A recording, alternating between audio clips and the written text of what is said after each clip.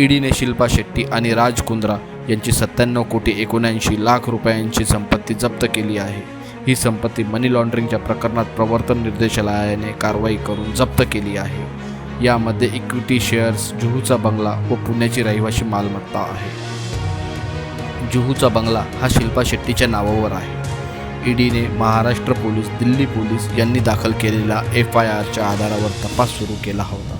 या FIRमध्ये सांगितले जाते की राज कुंद्रा यांनी 6,600 करोड रुपयांचे बिटकॉईन खोट्या आश्वासनांच्या आधारावर गुंतवणूकदारांकडून घेतले होते। गुंतवणूकदारांना 10% रिटर्न्सचे आमिष दाखविले गेले होते।